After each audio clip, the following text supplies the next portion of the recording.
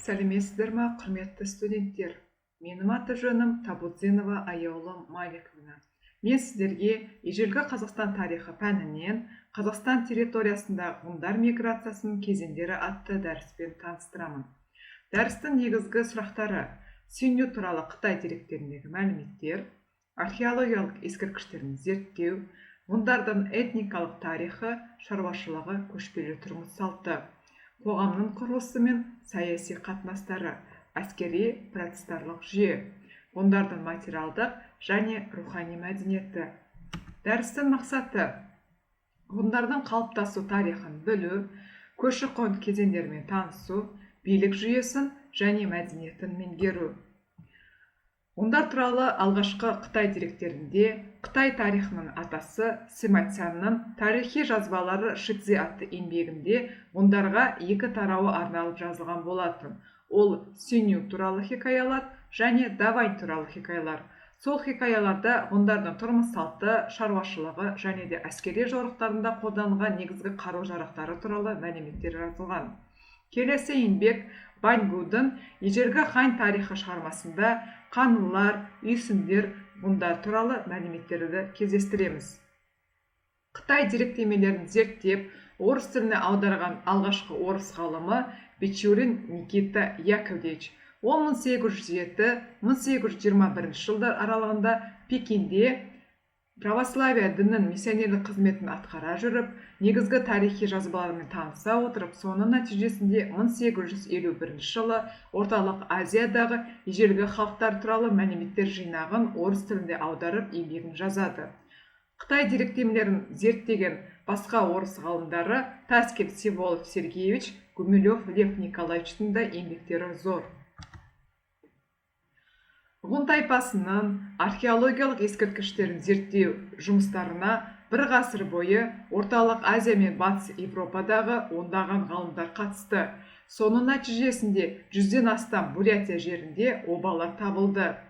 Сонымен қатар Қазақстанда, Орталық Азияда, Батыс Сібірде, Шу мен Талас өзендерінің маңында ғұндардың көптеген қабірлері және де күмбездері табылды. Сол археологиялық ескерткіштерге Юлиан Талько Гринцевич, Александр Натанович Бринштам, Кемал Ақышевті еңбектері зор. Ғұндардың этникалық тарихы. Жалпы ғұн атауы бірнеше бірлестіктердің бірігуінен пайда болған атау болып келеді. Сонымен қатар, ең алғашқы рет Синью мен Давань тайпалары біріге отырып, ғұн тайпасын құрған болатын. Ғұн тайпалардың аты тарихта олардың жауынгерлік даңқы мен қаталдылығы мен және халықтардың ұлы қоныс аударуына бастауына негіз болған көшпенділігімен мәлім. Ғұндардың көшпелі тұрмыс салты. Біздің заманымыздан бұрын бірінші мыңжылдықта ғұндардың көшпелі мал шаруашылығымен үстемдік етті. Қытай деректерінде олар үй малымен тамақтана отырып, олардың жүні мен терісінен киім тігіп, жамылғы ретінде пайдаланған. Ғұндар қосымша кәсіп ретінде аң аулаумен де айналысқан. Ғұндардың ішінде отырықшы егіншілікпен айналысып та өмір сүрген. Олардың көбінесе дәнді дақылдардың арасында тарыны көп пайдаланған. Сонымен қатар олар диірмендер, дәнікүштер, орақ секілді құрал саймандарды ескерткіштерінен көп кездестіруге болады. Ғұндардың негізгі баспанасы киіз үй болып келеді.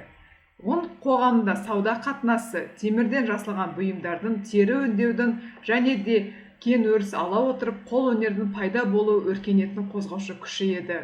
Сонымен қатар ғұндар ат сайысының негізін салушылардың бірі. Қоғамның құрылысы. Ғұндар 24 рудан құралған. Әр руды ақсақалдар басқарады. Ақсақалдар мемлекеті ісін талқылау үшін жылына 3 рет құрылтай жинасын өткізеді. Мемлекеттік билеушісі титулы Шанью, Шаньюдан кейін төмен басы, жүзбасы, онбасылар бағынышты болған. Ғұндардың саяси қатынастары. Біздің заманымыздан бұрын 3 ғасырда ғұндардың алғашқы шанюы Туман шаню болады. Ол кезде ғұндардың әлеуметтік жағдайы нашар болады. Біздің заманымыздан бұрын 209 жылы Туман шаню қайтыс болғаннан кейін оның мұрагері Мөде шаню келеді. Ол біздің заманымыздан бұрын 209 бен біздің заманымыздан бұрын 176 жылға дейін билік етеді. Мөде шаню ғұндардың Шығыс империясын құрады. Және де сол кезде ғұн мемлекетінің территориясы Байкалдан Тибетке дейін, Шығыс Түркістаннан Хуанхэ өзеніне дейін зор аумақты иелік етеді. Мөде шаню хан империясына жиі жорықтар жасайды. Соның нәтижесінде біздің заманымыздан бұрын 2 ғасырда хан империясы ұлы Қытай қорғанысын салуға мәжбүр болады. Біздің заманымыздан бұрын 188 жылдарында Мөде шаню хан империясына қайтадан жорық жасап, соның нәтижесінде хан империясы Мөде шанюге алым салық төлеуге мәжбүр болады. Уақыт өте келе, ғұндар мемлекетінің арасында билікке деген талас тартыстың нәтижесінде ғұндар екіге бөлінеді: оңтүстікке және де солтүстікке. Оңтүстік ғұндарды Хуанхэ шаню билейді. Ол уақыт өте келе хан империясының құрамына кіреді. Ал солтүстікті оның інісі Джиджи билейді. Сол кезде ғұндардың алғашқы ұлы қоныс аударады. Ол оңтүстік шығыс Қазақстанға Қаңлы мемлекетімен көрші тұрып, одан кейін Талас өзенінің жоғарғы жағына барып өзінің қаласын құрады. Джиджидің мемлекетінің нығайып кетуінен қорыққан хан империясы біздің заманымыздан бұрын 36 жылдарында Үйсін мемлекетімен бірге отырып 40 000 әскерімен Джиджи әскеріне қаласына басып кіріп, Джиджидің әскерлерін, туған туыстарын өзінің өлтіріп, сол жердегі мемлекетті иелік етеді. Ғұндардың екінші ұлы қоныс аударуы біздің заманымызда 2 ғасыр мен 5 ғасыр аралығында болады. Ғұн тайпасының патшасы Ругела Шығыс Рим империясына шабуыл жасап, Дунай жеріне дейін жетіп, сол жерде қазіргі Венгрия қаласында ғұндардың Батыс империясын құрады.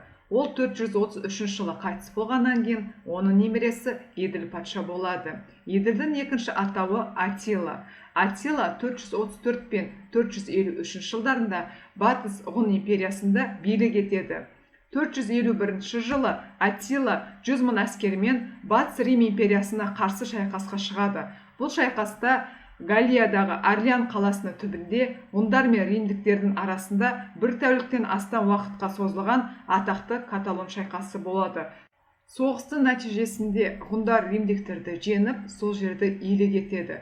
453 жылы Атила қайтыс болғаннан кейін ғұндардың Батыс империясы ыдырап кетеді. Ғұндарда қолөнер кәсібі күшті дамыған. Олар металдан, сүйек пен мүйізден, тас пен саздан, ағаштан, керамикадан көптеген құрал-саймандар, ыдыс-аяқтарды жасаған болатын. Ғұндардың тастағы суреттерінде бұқа, бұғы, аққудың бейнелері салынған. Оның өзінің негізгі мән мағынасы бар екен. Бұқа күш пен биліктің белгісі, бұғы бақыт пен жақсылықтың белгісі, ал аққу үй ошағының сақтаушы символы ретінде пайдаланған. Сонымен қатар әскери істе қамал бұзудың арнайы қару-жарағын жақсы пайдаланған. Ғұндарда бұйымның бетіне түрлі түсті заттарды жапсыру стилі пайда болды. Тарихта ол полихромдық стиль деп атаған. Дәрісті қорытындылайтын болсақ, ғұн мемлекетінде патриархалдық рулық қарым-қатынастар жақсы дамыды. Ғұн мемлекеті 24 руға бөлінді. Сол руларды ақсақалдар басқарды. Ғұн мемлекетінің билеушісі Шаню болды. Олардың шаруашылығы көшпелі мал шаруашылығы жақсы дамыды. Сонымен қатар азшылық және егіншілікпен айналысты.